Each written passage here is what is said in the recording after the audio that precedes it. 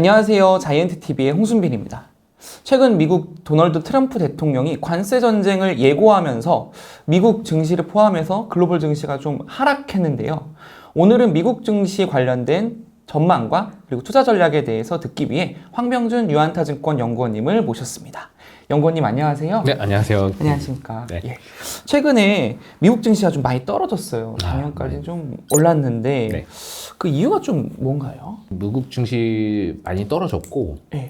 뭐 기술주 위주로 많이 이루어졌죠. 그런데 뭐 보시는 시청자 여러분들이나 기자님 다 아시겠지만 한 사람 떠오르지 않나요? 그 트럼프죠, 트럼프. 네. 예. 그래서 일단 트럼프 소위 말하는 허니문 효과가 소멸된 게 이제 그 첫 번째 요인이다라고 판단을 하고 있습니다. 예. 그리고 그 뒤에 무슨 뭐 금리 문제도 있고 뭐 딥시크 문제도 있고 하는데 가장 이제 많은 비중을 차지하고 있는 게 그 트럼프 관련된 기대감 소멸이다라고 보고 있는데요. 뭐 트럼프 기대감이다라고 해서 투자자 여러분들이 좋아하시는 종목들 많이 있죠. 대표적으로 테슬라가 있고 뭐 관련해서 뭐 팔란티어 뭐 이런 종목들도 있는데 이 종목들이 그냥 올랐냐? 그건 아니다. 예, 11월 이제 트럼프가 11월 초에 당선이 되고 그때부터 주가 확 오다가 이제 2월 달에 이제 주가가 무너졌는데 그때까지 어떤 허니문 효과가 작용을 했는지 제가 차트를 좀 준비를 했거든요. 예. 그래서 첫 번째 차트를 조금 봐 주시면은 여기 이제 하늘색 차트가 이제 뭐 트럼프 캠프에서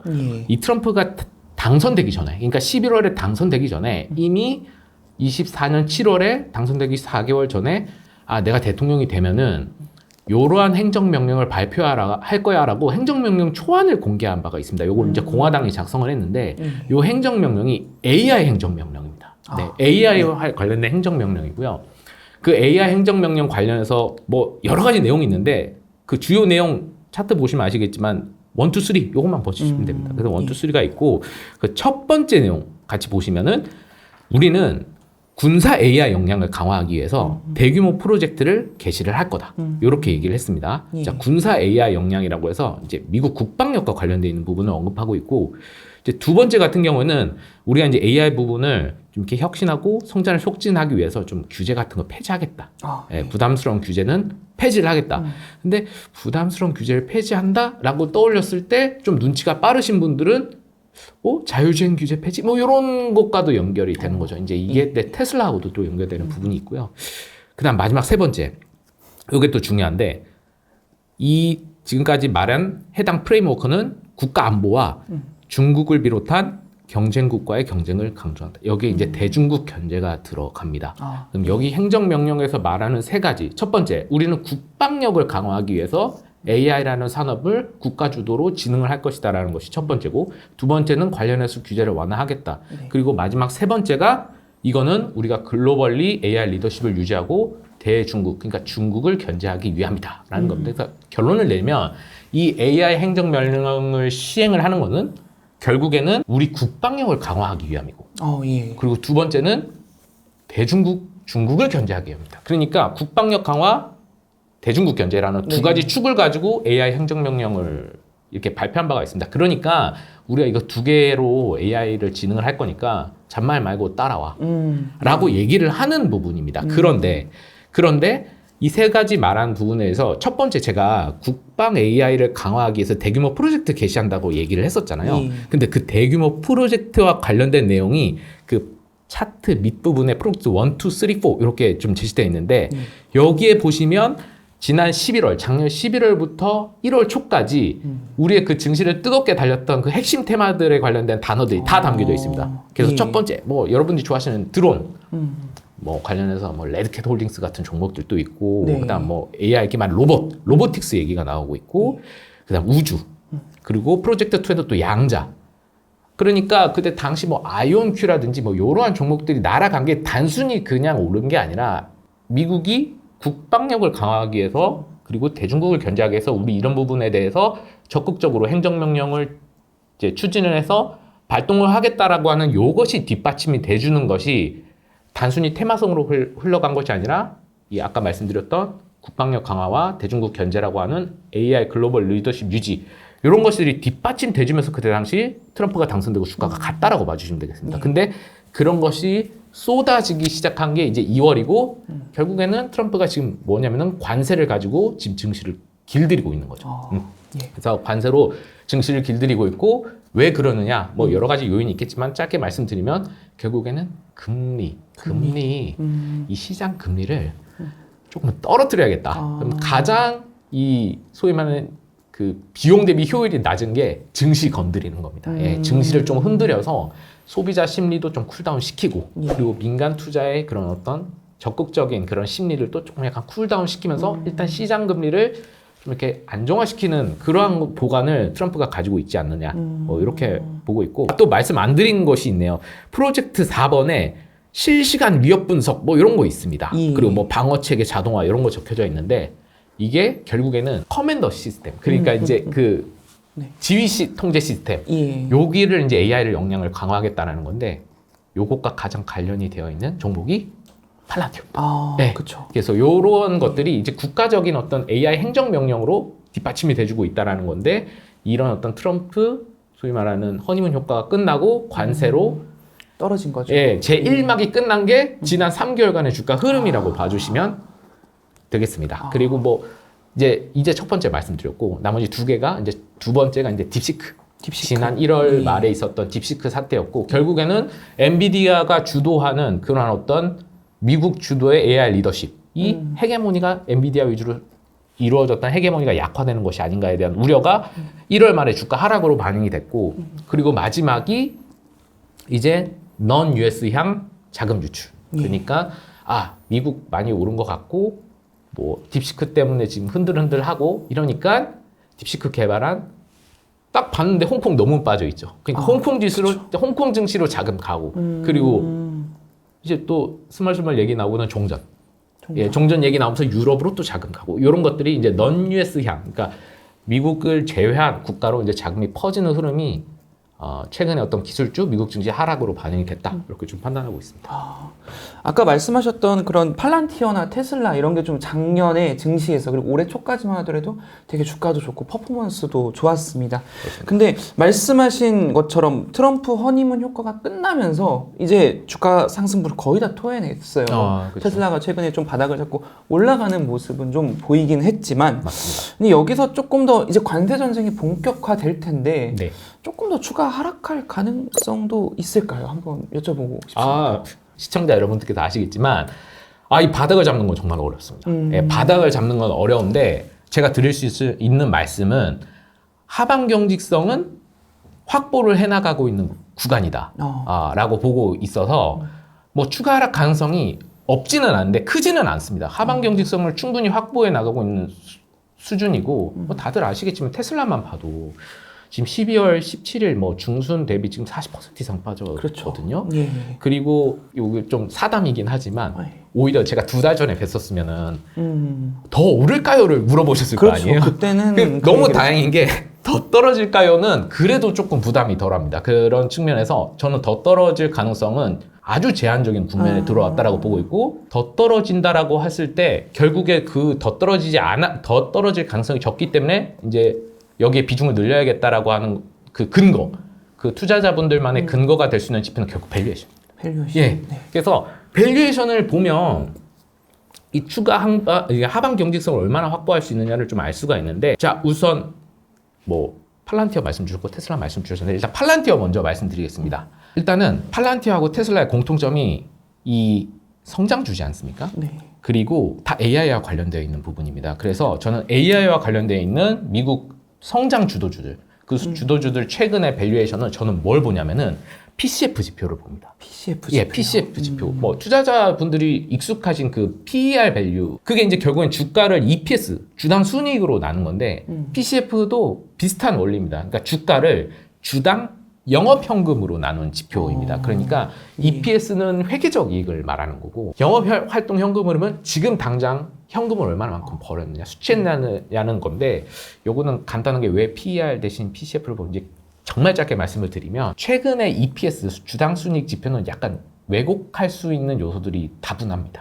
예를 들어 소프트웨어 기업 같은 경우에는 이 똑똑한 사람들 많이 데려오는 게 경쟁 우위거든요. 경쟁 우위 요소인데 똑똑한 사람들 데려오려면 뭘 줘야 되냐면 스탁 옵션 같은 거 줍니다. 그렇죠. 네, 근데 스탁 옵션 주고 스톡 옵션을 주고 주가가 많이 올라 버리면은 그 주가가 오른 행사 가격 때문에 주가가 오른 거를 회계적 이익에다가 비용으로 달아줘야 됩니다. 아, 예. 예, 그래서 소프트웨어 기업들이 지금 만년 적자인 이유가 있는 게 그런 스톡 옵션에 관련된 부분이 좀 작용이 돼서 결국 소프트웨어는 지금 당장 돈을 얼마만큼 벌어들이냐가 더 가시성이 있는 지표이기 때문에 저는 PCF 보고 있고 테슬라 같은 경우에는 테슬라는 PE 지표 봐도 되는데 PCF를 더 좋아하는 이유는 테슬라가 데이터 센터 많이 투자하고 있지 않습니까? 그러니까 네. 결국에는 지금 뭐 자동차 팔고 ESS 잘 팔고 하고 있는데 그 이제는 자율주행, 로보틱스 이렇게 쭉 나가고 최근에 뭐 그록 출시한 것도 그렇고 자체 데이터 센터를 구축하고 있습니다. 그러면은 이 데이터 센터를 구축하는 데 들어가는 비용이 이제 자율주행과 이제 로보틱스가 수익으로 잡히게 되면 이게 비용으로 반영이 되고 있고 최근에 그 뒤에서 말씀드리겠지만 테슬라의 매출 총액이 둔화된 부분 이런 것들도 AI 투자와 관련이 되어 있습니다. 그래서 이런 것들 EPS에는 비용으로 반영이 되기 때문에 지금 당장 이제 현금을 얼마만큼 버느냐 그 PCF 지표를 전 좋게 보고 있고요. 아까 하방 경직성 이제 돌고 돌아서 이제 결론을 말씀드리겠습니다. 팔란티어 PCF가 지금 몇 배 받고 있냐면 125배 받고 있거든요. 네, 125배면은 이게 무슨 말이냐면은 25년 1년간 팔란티어가 벌어들이는 현금으로 지금 팔란티어의 시가총액에 해당되는 규모를 그 주식을 다 살면 125년 걸린다는 얘기거든요. 굉장히 높은 예, 거네요. 엄청 비싸죠. 그러니까 국내장 보시는 분들은 뭐 이런 주식이 다 있냐 뭐 이렇게 얘기를 하는 거지만 그런데 뭐 올해 하고 내년하고 팔란티어 내후년에 주가가 똑같다고 가정하고 현금 흐름이 증가하는 속도가 만약에 지금보다 내년에 2배가 된다고 하면은 지금 125배가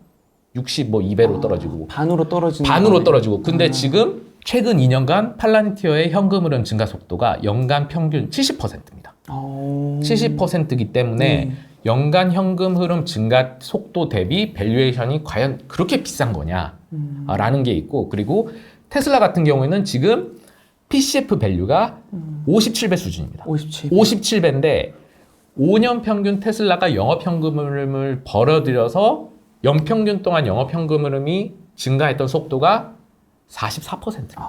그러니까 5년 동안 평균적으로 44%씩 영업현금 흐름이 증가했다는 거예요. 그런데 밸류에이션은 57배를 받고 있다. 그러면 요거는 싸다 이 소리가 나옵니다. 그죠?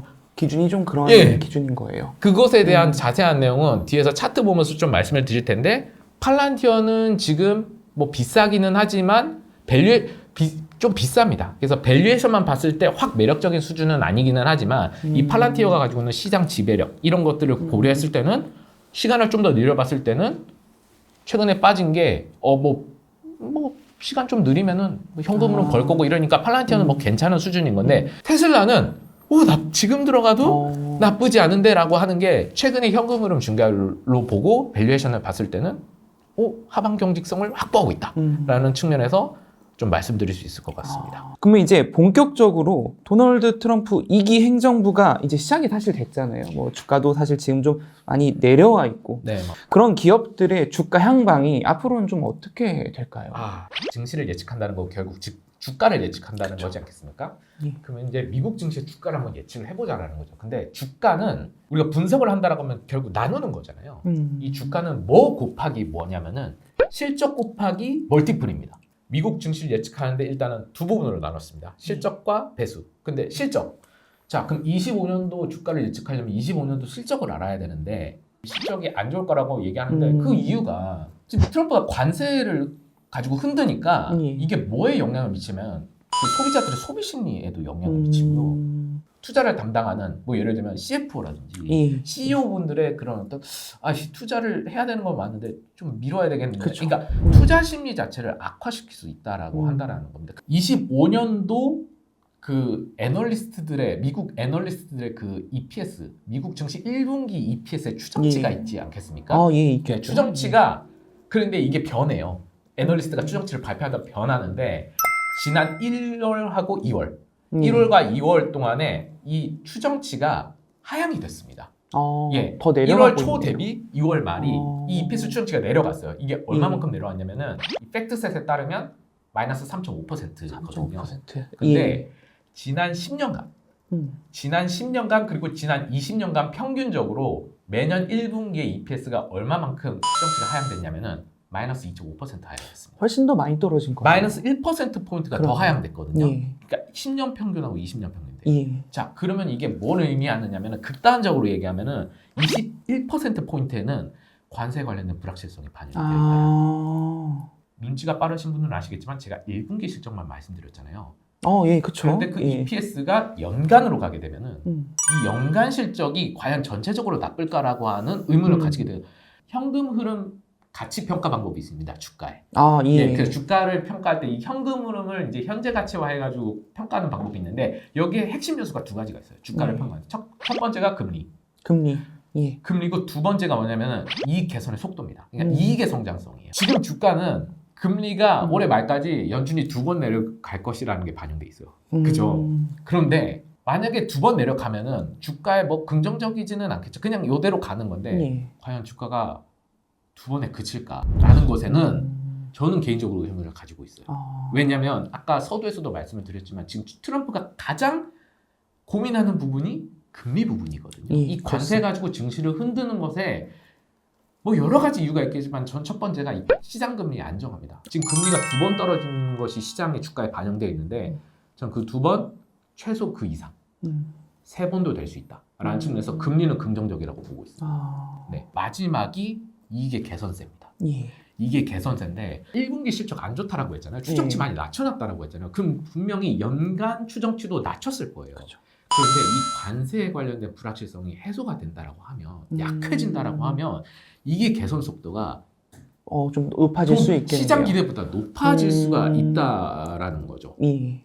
높아질 수 있다라는 거고 지금 아까 1분기 실적만 말씀을 드렸는데 2분기, 3분기, 4분기가 될수록 이 부분은 약화될 가능성이 있다. 증시를 살릴 수 있는 부양책, 유화책을 쓴다라고 한다라면 이 배수는 확장이 될 수 있다. PER이 더 늘어날 수 있다. 그렇습니다. 그 배수가 늘어날 수 있다는 겁니다. 그래서 결론적으로 말씀드리겠습니다. 실적은 좀 아리까리한다. 근데 두 번째, 금리는 약간 긍정적이고 배수도 긍정적으로 볼 가능성이 높다. 왜냐면 관세 관련된 하락 재료는 이미 많이 소진을 했기 때문에. 그래서 이 투자자들이 정말 싫어하시는 말씀인데 상저하고 보고 있습니다. 왜냐? 아니 트럼프가 상반기 때 그렇게 난리를 쳤는데 어떡해요? 네. 상반기보단 하반기가 나은데 다만 변동성 구간은 지속될 수 있다. 그런 측면에서 뒤에서 말씀드리는 부분이지만 지금을 약간 저가 매수 기회로 활용을 하셔라라는 부분으로. 네, 그래서 차트 먼저 보여드리겠습니다. 네. 예, 차트 먼저 보여드리면은 엔비디아 주가가 지금 왜 안 가느냐? 왜 안 가느냐 하면은 그쵸. 뭐 여러 가지 요인이 있겠죠. 뭐 여러 가지 요인이 있고 뭐 지금 뭐 트럼프 때문에 빠진 거 말고 핵심적인 근원적인 요인은 엔비디아의 신제품의 공급 차질 때문입니다. 그 신제품이 투자자 여러분들도 다들 아시는 그 블랙웰 아키텍처 기반의 그런 어떤 제품들입니다. 그래서 보시는 차트에서 보시면 그 차트의 윗부분에 파란색 선이 있습니다. 그게 이제 블랙웰 출하량이에요. 시장에 기대가 있었어요. 그러니까 아마존이라든지 마이크로소프트라든지 이런 데 블랙을 언제 줄 거야? 라고 했었던 게 있었는데 그게 24년 2분기 뭐 말이나 3분기 초는 되면은 출하가 될 거라고 생각했는데 이게 늦어졌던 겁니다. 계속. 근데 블랙웰 출하량 보면은 사실상 4분기까지 그 되게 미미하게 올라오고 있는 거 보이시나요? 계속 부진했습니다. 4분기 실적이 2월 말에 나왔으니까 얼마 안 됐네요. 예, 그렇죠. 지금 한 달 정도 됐는데 근데 이 출하량이 본격 이제 램프업이 나오는 구간이 올해 1분기부터입니다. 예, 그래서 이제 블랙웰의 출하량이 확 올라가는 부분이 올해 1분기부터다. 문제는 1분기부터 이렇게 출하량이 확 올라가면 실적이 개선이 되어야 되는데 그 보시는 차트의 밑부분 보시면 이게 엔비디아의 매출 총이익률이라고 해서 수익에서 이 매출 원가만 뺀 이익 지표입니다.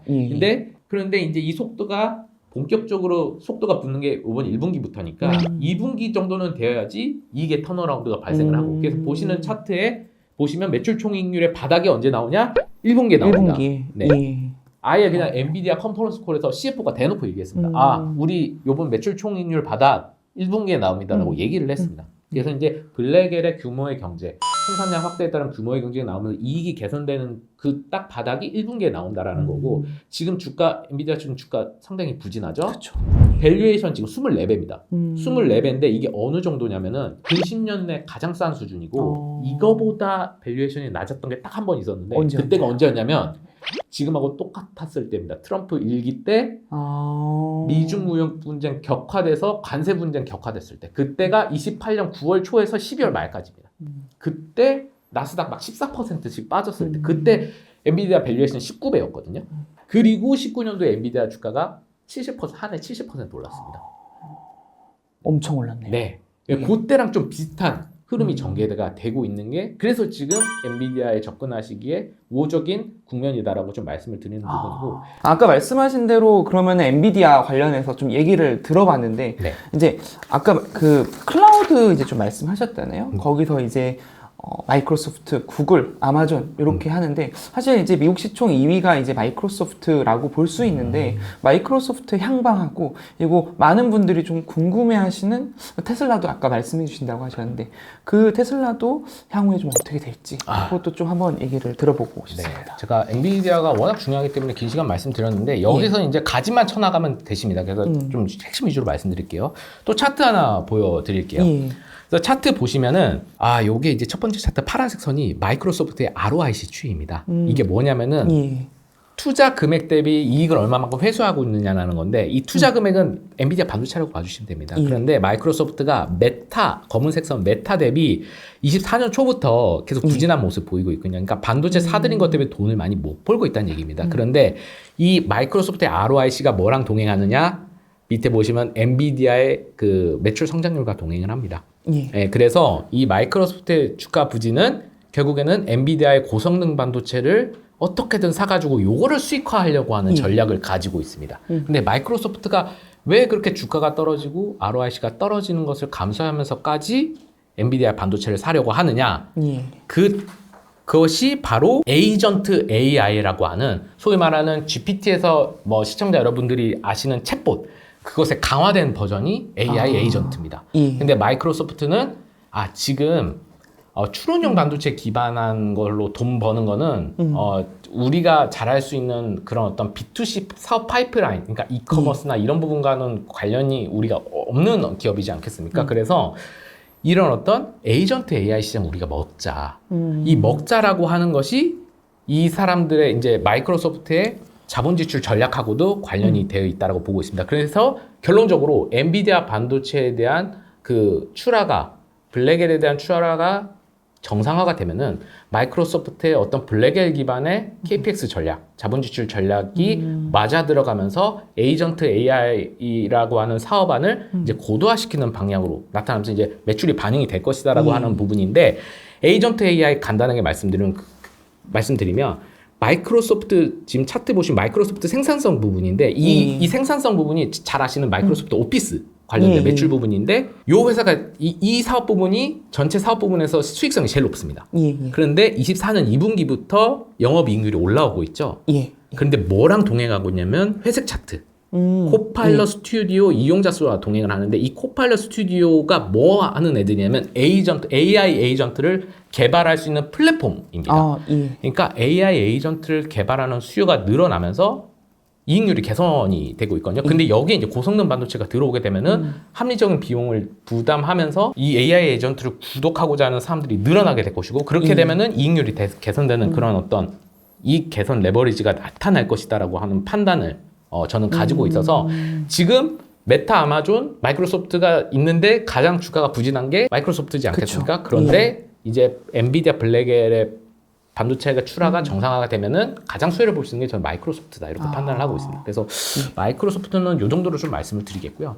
테슬라를 좀 말씀을 드리겠습니다.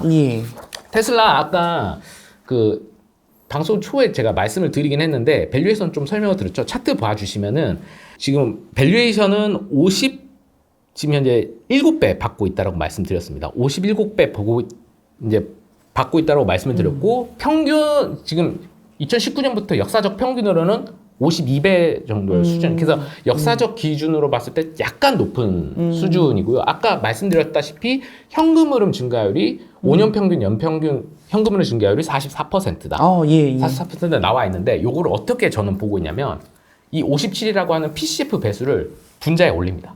그리고 분모에다가는 뭘 올리냐면 현금 흐름 증가율을 내립니다. 그렇게 돼서 딱 나누게 되면 이게 한 1.3 정도 나오거든요. 그런데 이 배수가 1이면은 무조건 사셔야 돼요. 그러니까 성장주가 1배인 경우는 잘 없어요. 그런데 하물며 테슬라가 1.3배다? 이거 무조건 오 괜찮다. 정말 매력적인, 예. 정말 싸다라고 하는 그런 어떤 밸류에이션 지표라고 보고 실제적으로 존재하는 지표가 아니고 제가 참고하는 지표인데 예. 아까 말씀드렸던 팔란티어는 한 1.9배? 9배 정도. 그런데 2배 거의 가까이. 네, 2배 가까이인데 문제는 뭐냐면 이게 2배가 높은 수치예요. 그런데 미국 소프트웨어 업체 중에서 2배, 3배, 4배 되는 거 수두룩 합니다. 근데 테슬라하고 팔란티어 같은 업체들이 그렇게 받는다? 그러면 이거는 싼 수준에 속하는 거네요. 저렴하다라고 예. 말씀드릴 수 있는 거고. 자, 그리고 테슬라 분석 짧게 좀 말씀을 드리겠습니다. 현금 흐름을 지금 많이 벌었다라고 말씀드렸는데 이거 어떻게 많이 벌어들이기 시작했냐면은 그 차트 봐주시면은 이게 자동차는 요새는 좀 안 좋아요. 예. 뭐 중국도 그렇고 뭐 경쟁력 뭐 있다 그래서 파란색 선이 이제 자동차 매출 총이익인데 예. 하늘색 선이 테슬라 전체 매출 총이익입니다. 그런데 23년 1분기부터 자동차가 좀 빠지더라도 방어를 하고 있어요. 예. 왜 방어를 하고 있냐? 그 뒤에 검은색 선 보이시면 아시겠지만 ESS 매출 총액이 방어를 해주고 ESS가 어떤 건가요? ESS가 뭐냐면 이게 에너지 저장 시스템이라고 해가지고 이게 이제 뭐 가정 집에서 그 태양광이나 이런 또 신재생 에너지를 기반으로 해서 전력을 충전하고 이게 이제 또 테슬라라고 하는 전기차에 또 연결이 되는 그러니까 결국 유틸리티의 기본 단위라고 봐주시면 됩니다. 그러니까 예. 약간 뭐라고 해야 되지? 에너지 저장 시스템인데 요 조그만한 소형 에너지 저장 시스템이라고 봐주면 되겠는데 이 테슬라가 19년 초부터 떠들었던 특히 일론 머스크가 19년 초부터 떠들었던 우리는 이제 글로벌 유틸리티 회사로 간다에 관련된 장기 로드맵이 5년이 지나고 나서야 실현되고 있고 전사 매출 총익을 이제 방어하는 수준의 핵심 사업 부문까지 올라오게. 자, 그런데 지금 자동차하고 ESS로 현금 흐름 연평균 성장률 44%를 가져왔잖아요. 예. 자, 이제 다음 사업 파이프라인이 뭐죠? 로봇, 자율주행 이렇게 가죠. 그쵸. 근데 이거는 이제 소프트웨어입니다. 그쵸. 그리고 지금까지 말씀드린 ESS하고 자동차는 하드웨어예요. 하드웨어예요. 예. 누가 현금 흐름 창출력이 높겠냐라는 거죠. 그런데 지금까지 5년 동안 44%라고 했잖아요. 예. 그럼 이것이 가속화될 가능성이 있다라는 거예요. 앞으로도. 예. 그런데 아까 밸류에이션 1.3배 뭐 더 말씀드릴 필요 없다라고 좀 보고 있어서 테슬라는 예. 중단 장기적으로 아주 접근이 가능한 아주 수준이다. 매력적인 그런 종목이라고 좀 말씀을 드릴 수 있을 것 같습니다. 말씀드린 그런 빅테크 말고 조금 더 투자자분들이 관심을 가져도 될 만한 그런 기업들이나 뭐 ETF나 이런 것들이 있어요. 네, 뭐 어떤 거 있냐면은 제가 아까 엔비디아도 말씀드렸고 마이크로소프트 말씀드렸는데 이게 결국에 뭐냐면은 고성능 반도체가 도입이 확산이 되면은 그러니까 돈 없는 AI 스타트업들이라든지 이런 업체들이 모델을 싸게 구축할 수 있는 환경이 조성이 됩니다. 거기에 가세한 게 딥시크예요. 모델을 싸게 구축할 수 있는 방법론이 등장하면서 그러면서 주가가 갔던 기업들이 있습니다. 모델 구축이 확산이 되면 모델만 구축이 되는 게 아니라 이 앞으로 모델을 돌려야 되잖아요. 맞습니다. 그러면 데이터 처리량이 확 늘어납니다. 그때 데이터 처리량이 늘어났을 때 수혜를 볼 수 있는 업체들을 제가 좀 소개를 드릴 텐데요. 차트 보시면은 이게 요게 뭐냐면요. 1월 24일부터 1월 31일까지 주가 등락률인데 이때 무슨 일이 있었냐면 1월 24일날 딥시크 사태가 터진 날입니다. 그때 당시 나스닥이 1.6% 빠지였는데 DAT라고 하는 ETF가 있습니다. 이 DAT라고 하는 ETF는 2.1% 올랐거든요. 거기에 핵심적으로 구성되어 있는 그 빨간색 음영 처리한 종목들.